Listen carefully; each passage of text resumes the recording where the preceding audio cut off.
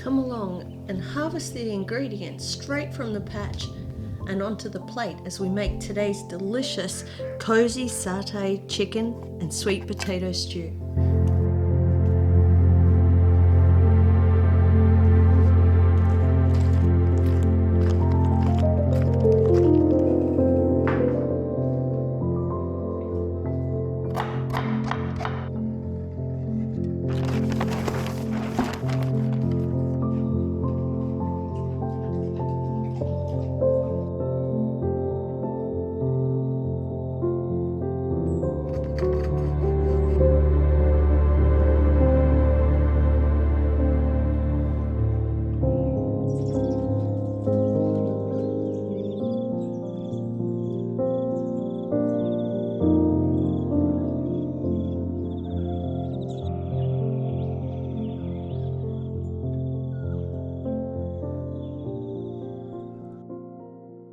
Our journey today begins with making sourdough bread. So we're using the sourdough starter here and adding that to the bowl, and then we'll use some filtered rainwater and finally add some organic flour and then a pinch of salt, and this is the foundation of the sourdough bread. It is literally that easy. So once all of this is combined, it'll be left here in this bowl. So only use the one bowl. It's super clean, super easy, very little mess. And you can see it starting to come together now. This is the foundation of our bread.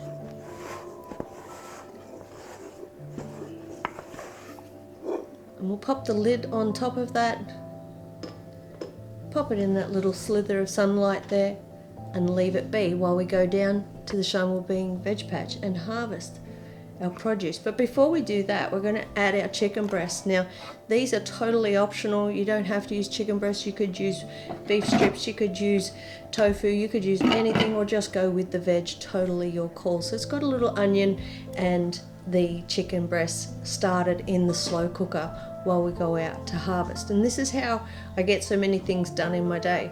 So heading out now to the Wellbeing veg patch. It's a beautiful time of year in autumn here, and we're going to start down on the western border bed harvesting sweet potatoes, which are going to be the star of our meal today.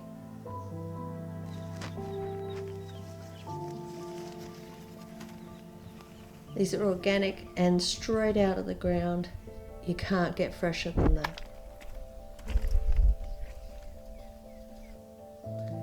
So just 2 sweet potatoes will do. These are medium sort of sized sweet potatoes.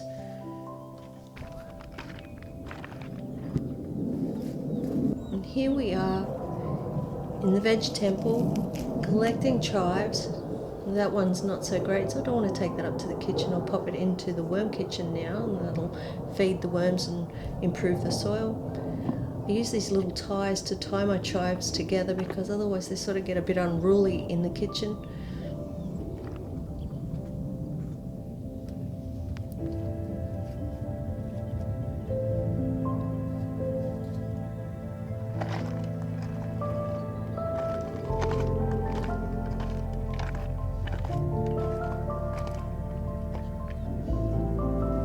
And here we are collecting some chilies. Now these are fire chilies, moderate to medium heat.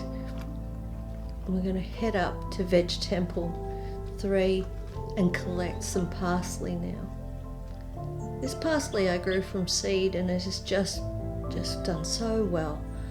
It went in last winter, I believe, and this is the last of it.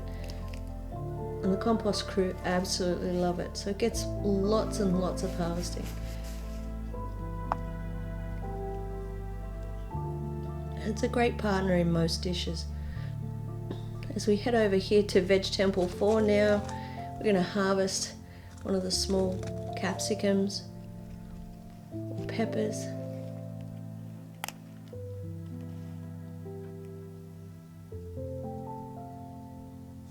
And then over to Veg Temple 1 now, where we're going to harvest some chokos. Now these are one of my ultimate favourites. They're so versatile, very similar to eggplant in that they take on the flavour of the food that you're cooking with, but they stand equally well alone in a baked or roasted. And here I am over at the bay tree, just picking up some bay leaves, some great medicinal values to bay leaves. So I always try to add them into every dish, but I do pull them out whole. I don't chop them up, and do pull them out once the food's been cooked. Here we are at the Taj Veg Temple now, collecting the Jamaican chilies. Now these are got a medium heat, and they're quite a lovely chili, so we'll grab 2 of those. And lastly, some mini Lebanese eggplants. These have done so well this year, and they really are so versatile. Highly recommend them, and I'll be sure to bring them back into the Wellbeing Veg Patch next year.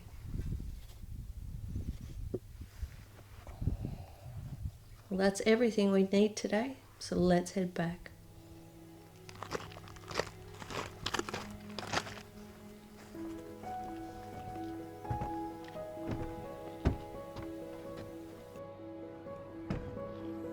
Welcome to the Wellbeing kitchen.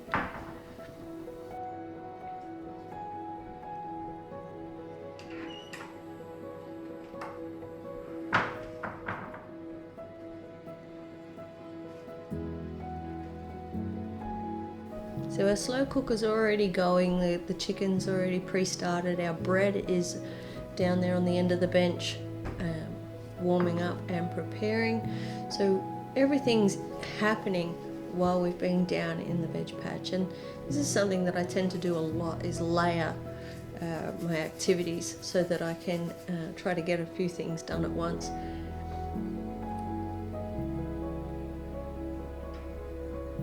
Let's have a look at what we've harvested.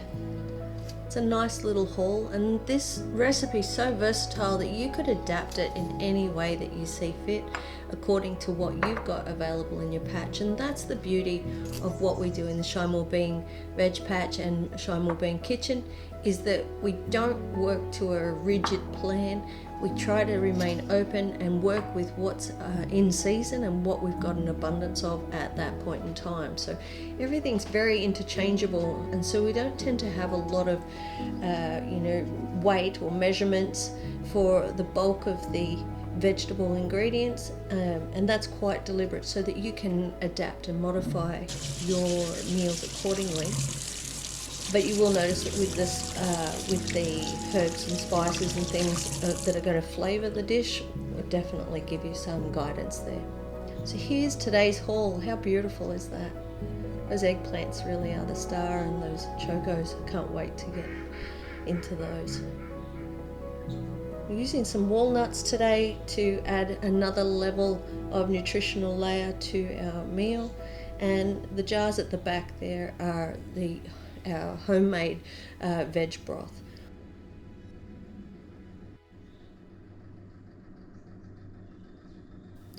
Now when you cut into fresh produce, you'll often see it leak its juices or sap, and this is quite spectacular.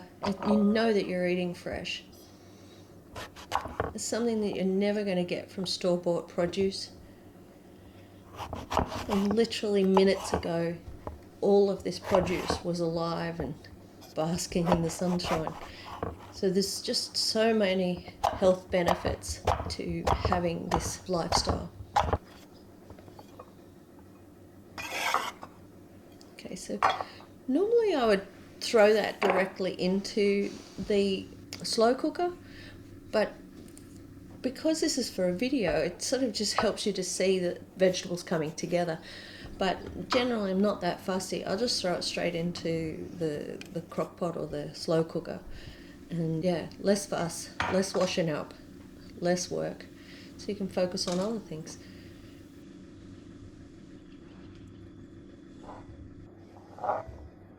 Now this little beauty here, I'm going to keep that to the side and actually start that for the veg patch. So I'm looking forward to that. This ginger looks a little average, so we'll throw that piece away, and you'll see that silver bowl is for the chickens.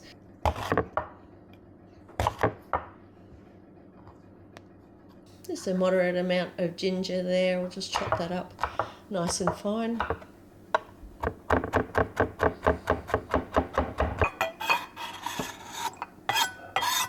Honestly, because the slow cooker just helps everything to break down so well, you don't have to be too fussy about how you chop things up. Everything just breaks down in its own time when you cook it nice and slow. This here is elephant garlic or Russian garlic, and it is beautiful. I've really enjoyed it. I've planted about 3 kilos of cloves in the garden again this season. So it's going to be very nice to be able to harvest those. So next year we're looking at increasing our tomato produce so that we can get more passata, more of the chutneys and pizza sauces, as well as tomato soups.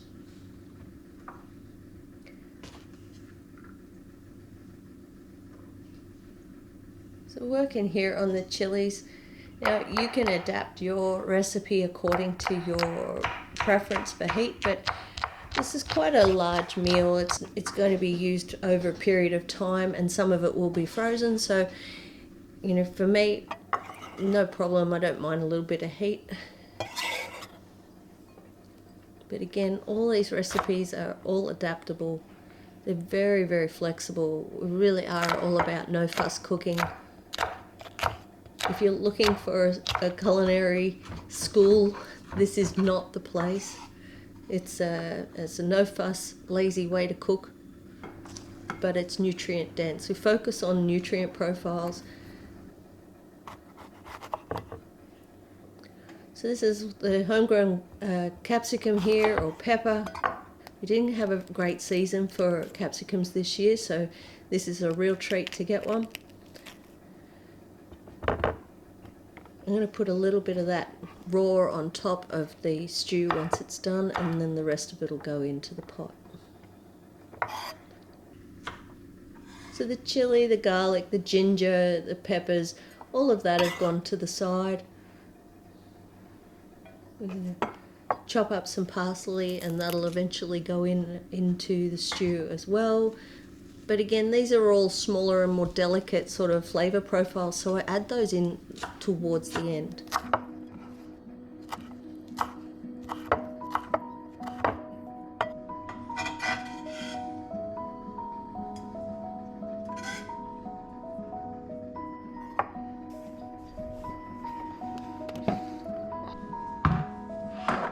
This slow cooker is quite hot, and I'm just going to open it up for the chicken.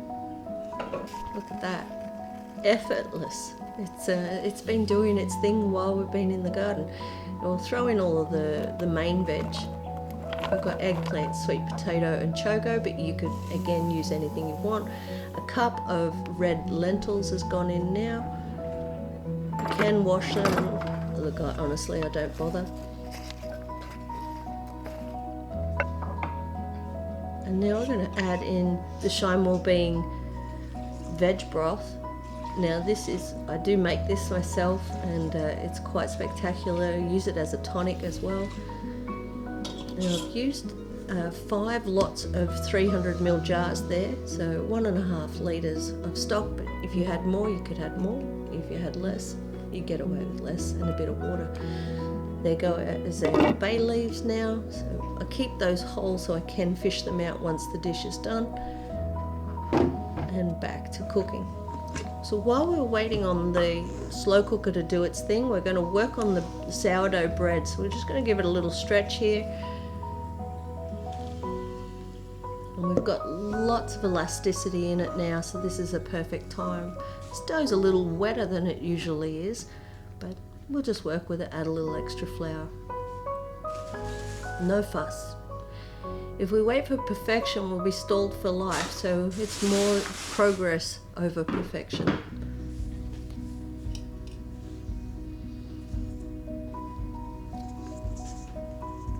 So I'm just pouring that out now. I'm going to leave it there to rest for a bit, and then I'll start stretching it out to form almost like a sheet of paper. You don't want it too thin. And as I said, this dough is quite wet today, so I'm not going to go too crazy with it. I'm just going to end up with a sticky mess. So here you can see it's all stretched out.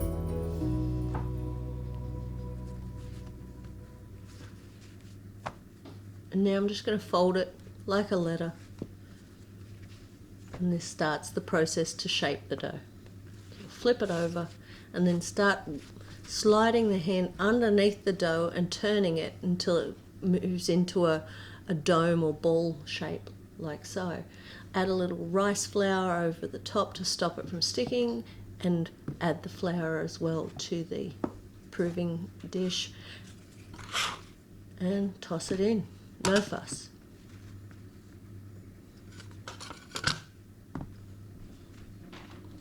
Okay, so the next step is to get our bag. Now this is an old bag that came with something, I can't even remember now.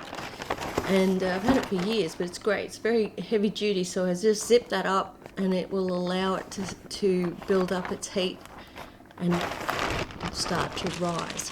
So this is the proofing stage. I'm just leaving it here and it'll do its thing. Now let's go back to our slow cooker. Okay, so we're going to add in our spices now, and we're using a teaspoon of cinnamon, a teaspoon of smoked paprika, half a teaspoon of cumin, and half a teaspoon of turmeric. So that's all in that blend, and then I'm just going to mix that in vaguely, and job done. We'll let the slow cooker do the rest of the work.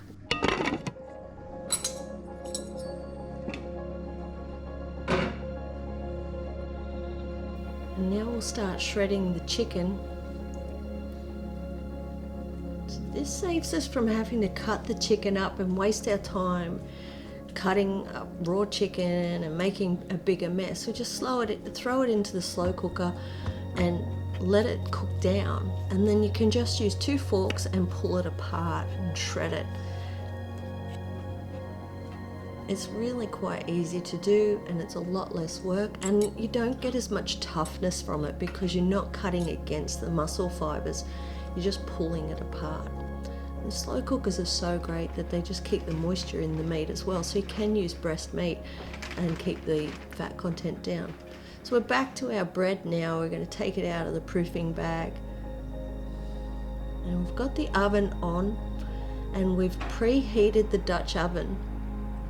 So the Dutch oven is this little black pot that you can see here, and it's quite hot. I'm going to pop some non-stick baking paper in the bottom of that very carefully. I kept burning my fingers. I've been doing this for years, and I've become quite capable of it. Anyway, so now we're going to toss our bread in. No fuss, just throw it in, it'll be right. I'm sure there's a more eloquent way of doing all of this, and if that's how you want to do it, good for you, but I seriously just don't have the time or the inclination. I'm going to score it now and just get a little bit of so that the bread can expand, and then we'll pop the lid back on and put it in the oven. Leave it cook. This is where we're cooking the inside of the bread. We're going to now have a look at the slow cooker, and you can see how much it's broken down. In quite a short period of time, it's just become this beautiful, deep stew.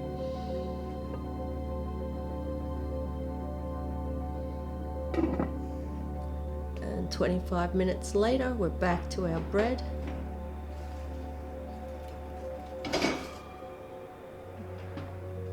So this is the first stage of the bread cooking, and that is with the lid on. So now we'll take that lid off and start to get some colour on the loaf. Turn that oven down to 200 degrees, and we'll stick it in there for around 20 minutes. We had a beautiful little sun shower come through, and look at this rainbow. Actually, it was a double rainbow, but I don't think you can quite see it here in the image. Bit of a shame. Okay, so 20 minutes has passed and our bread is now coloured up. You can see that white that's on the top, that's the rice flour. Thank goodness for my tough gardener's hands, because the paper is quite hot.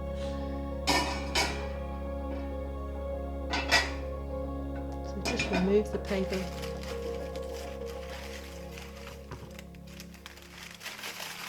It's important that you don't cut your bread straight away, so I've allowed this bread to cool before I've cut it.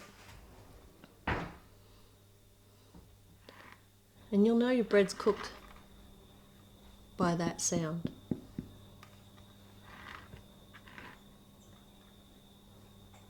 The smell is to die for.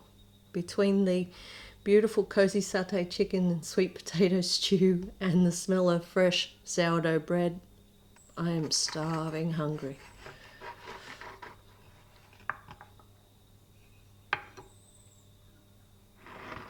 And here we are. Look at the texture of that. There's so much life in that bread. It is literally water, flour, and salt. That's it.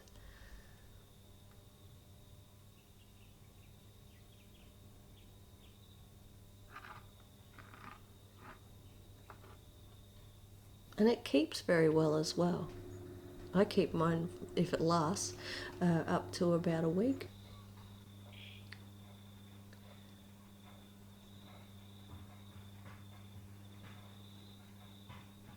It's nothing quite like staring out at the Wellbeing veg patch, watching the day go by and munching on some warm sourdough bread. So to keep it fresh, I just wrap it up in a nice clean cloth.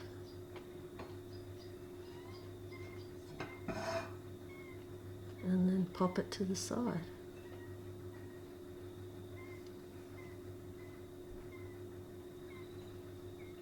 Okay, that beautiful bit of ginger that started is going over here on my project tray. I've got a few garden projects that are happening over there. And now we get to the best part, dishing it up, because I can't wait to eat it. So now I'm going to add all the toppings. So I'm just using some chives. I like to chop these up fresh so that the oils don't dry up too much. Again, it's all about freshness and that vitality of the food, and in yoga we call that the prana. So you can see I keep my herbs fresh in some water on the bench.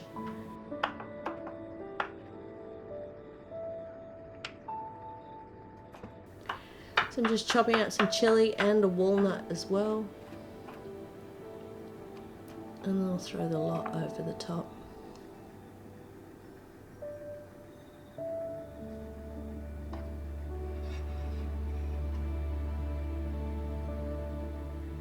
Let's have a quick taste test.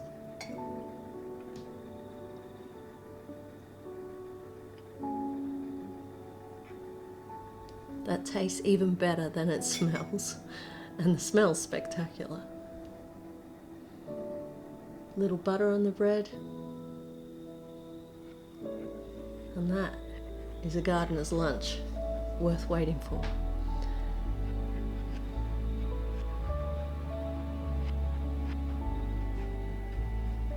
Just fresh from the patch, straight to the plate, no fuss, very little washing up, perfect.